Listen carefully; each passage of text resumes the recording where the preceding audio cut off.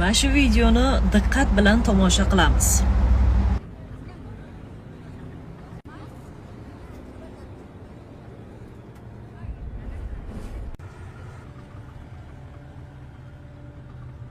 Mama kampir ko'rib qoldi shekilli. "Ey, nima qilyapsan? Ey, nima qilganing bo'ldi?"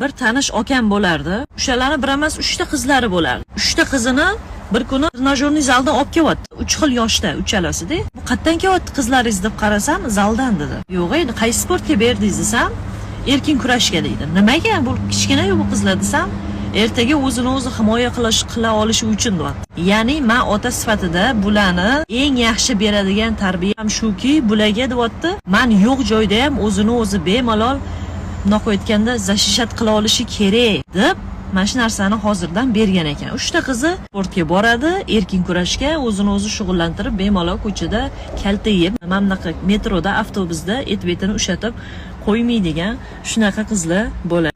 Da bizani mentalitetda erkaklari ko'zi och, bu narsani hamma biladi, ko'zi och, ko'chada yurganda hech qaysi qiz xavfsiz degani emas. Shuning uchun qizlar biza duxovistiy bo'lishimiz kerak. Jertva bo'lmaslik kerak. Qo'yga o'xshab og'zimiz anqayi unaqa aldanib qolish kerak emas. Joyida hatto bir tilingiz bilan dabdalasini chiqarish kerak, baqirish kerak, skandal chiqarish kerak. Menga mana teginyapti, menga bunaqa qildi, unaqa qildi deb srazu atrofdagilardan yordam so'rash kerak. Intamasdan mamillatdagi o'xshab qaltirab turganingiz bilan hech narsa bo'lmaydi. Qizlar, o'zimizni hech qachon yerga urib qo'ymaymiz, hech qachon tahqirlab qo'ymaymiz. O'zimizni himoya qilishimiz kerak. Bu videoni yaqin dugonanglarga tashab qo'yinglar. Videoga like bosish esdan chiqmasin.